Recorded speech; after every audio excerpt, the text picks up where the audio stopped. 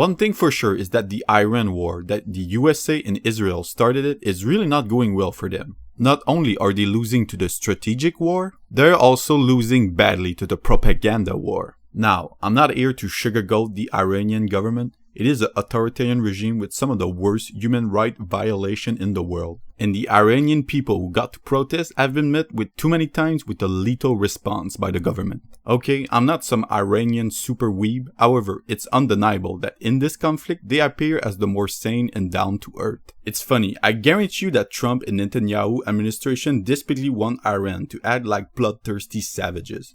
You know, like the stereotype of the crazy Muslim who's shooting an AK in the air. And to be fair, I think the Iranians have all the reasons in the world to have a justified crashout, getting bombed for false pretext like Iran was building nuclear weapons. Something that has no proof, and despite the fact that for years, Iran has respected the nuclear deal that they signed with Obama, the deal which ensured that Iran was not developing nuclear weapons. And then Trump just decided to toss away the deal. Then Iran got airstrike with complete disregard to civilian casualty. The most famous case being a school of girls getting flatlined. So yeah, I think they are entitled to get a little loco. Despite this, Iran officials have shown incredible restraint and discipline, citing that they wish no harm towards even American citizens, who overwhelmingly does not support this war. Their 10 points of peace seems pretty reasonable considering the brutality they have received. You know, like they want reparation, keeping control of the Strait of Hormuz, and even demand that Israel stop their war against Lebanon. And Iran is even winning the AI slop war, because their AI slop propaganda is with Lego, which is without a doubt the best AI slop. USA and Israel want Iran to act like the sand people from Star Wars, but they're just good at the game, man. They're like fucking Thomas Shelby. Contrast this to USA and Israel, starting with Israel, which are doing such a good job not appearing like cartoon villains. With their ongoing genocide of the Palestinians and constantly attacking their neighbors, most recently doing an illegal invasion of southern Lebanon, which only the most gullible prick will believe that all of this is only defensive. And very recently passing a law that allowed the death penalty, but only for Palestinians.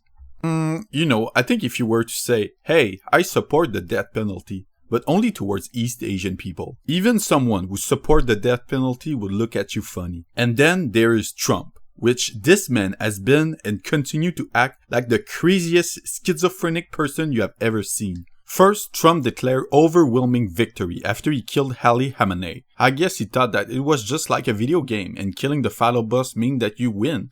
But no, Iran is still standing. So now this guy took the place as Iran's supreme leader, and they were able to close the Strait of Hormuz. Something that the Trump administration admitted that they absolutely didn't saw coming. So by your own admission, you just admitted that you are a bunch of fucking dumbasses? Then Trump demanded the help of his ally in the war against Iran, and he has been met with overwhelming silence. Seriously, nobody's coming to help USA and Israel in this war. Maybe because A, you didn't consult with any of your allies on this war, that you started it. So most countries don't want to get lumped into a conflict which they didn't fucking want in the first place. And B, Trump has been fucking awful to America's allies with his tariff and also making threats of annexation. So yeah, I'm not surprised that nobody's rushing to hate you. This has prompted Trump to get mad and started acting like a little brat. And he's like, well, fuck all of you. I don't need you anyway.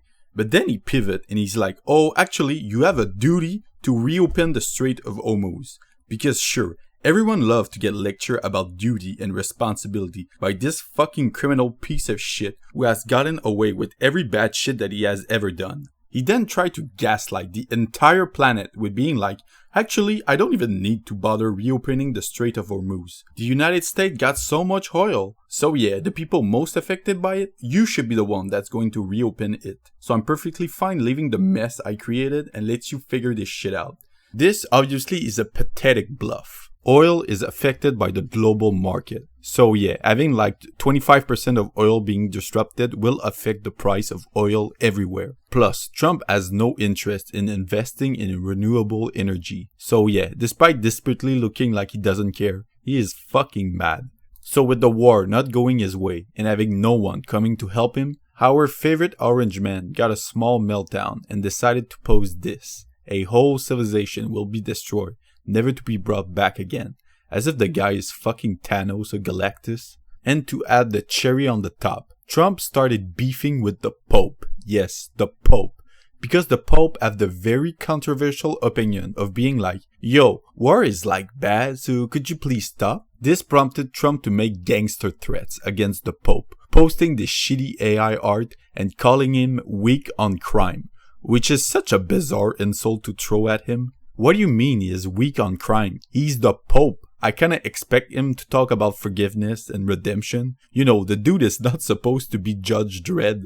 Top it all, the Iranian government, I sent a post defending and praising the Pope. So the Pope has a better relation with Iran than with the United States. And this despite Leo XIV being the first American-born Pope.